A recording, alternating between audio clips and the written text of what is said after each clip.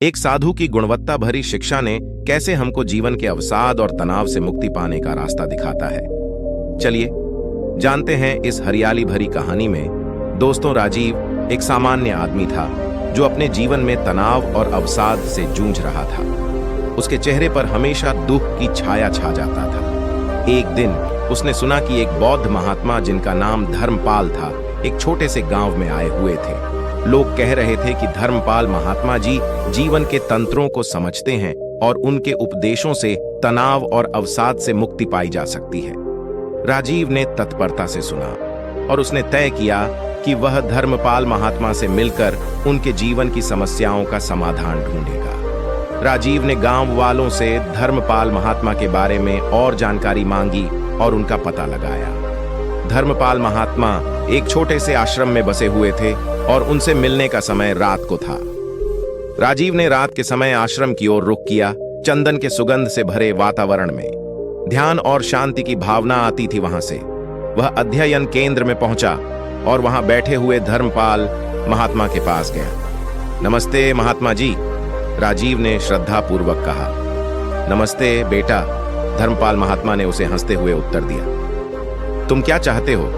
राजीव ने अपनी दुख भरी कहानी सुनाई, उसके तनाव और अवसाद की बातें कहीं और फिर उसने कहा, मुझे जीवन का सही मार्ग दिखाइए महात्मा जी। मैं तनाव और अवसाद से परेशान हूं और मुझे इससे मुक्ति चाहिए। धर्मपाल महात्मा ने राजीव की आंखों में शांति भरी नजरें डालीं और बोले, बेटा, जीवन की सच्चाई को समझने के लिए तुम्हें अपने अंदर की गहराइयों में जाना होगा। धर्मपाल महात्मा ने राजीव को बैठने के लिए एक आसन पर बुलाया और उन्होंने कहा, बेटा, हम सब यहाँ इस सांसारिक जीवन में कई प्रकार के दुख और सुखों के साथ आते हैं, लेकिन दुख का समाधान उसे स्वीकार करके नहीं होता, बल्कि उसे समझकर ही होता है। राजीव ने धर्मपाल महात्मा की बातों को गहराई से सुना और वह ध्यान से सुनने लगा। उसने समझा कि धर्मपाल महात्मा की शिक्षाएं उसकी समस्याओं का समाधान कर सकती हैं। धर्मपाल महात्मा ने राजीव को ध्यान करने के लिए सिखाया और उसे बताया कि ध्यान से मन को शांत करके व्यक्ति अपने आत्मा के साथ मिलता है। धर्मपाल महात्मा ने ध्यान का महत्व समझाया और बताया कि यह कैसे व्यक्ति को जीवन की वास्तविकता से मिलाता है। ध्यान में मन को एकाग्रता से लेकर जाना जाता है और जब तुम एकाग्र होते हो तो तुम अपने आत्मा को महसूस करते हो। धर्मपाल महात्मा ने कहा, तुम्हें अपने जीवन की सच्चाई में एक नई दृष्टि मिलती है और तुम अपने सभी दुखों को सहने की क्षमता प्राप्त करते हो। राजीव ने धर्मपाल महात्मा के साथ ध्यान का अभ्यास करना शुरू किया। वह धीरे धीरे अपने मन को नियंत्रित करने में सफल हो रहा था। ध्यान का प्रशिक्षण उसे जीवन की नई दिशा में ले जा रहा था। धर्मपाल महात्मा ने राजीव को जीवन की समझदारी के पथ पर ले जाने के लिए और ध्यान के माध्यम से आत्मा को समझने के लिए विभिन्न उपाय बताए। धर्मपाल महात्मा ने बताया कि जीवन के समस्त पहलुओं को स्वीकार करना ही समझदारी है और उनसे सीखना ही हमें सच्ची शांति मिलती है। राजीव ने धर्मपाल महात्मा के साथ बिताए गए समय में अपने आत्मा को और अधिक समझा और उसने जीवन की सच्चाई को ध्यान से समझा।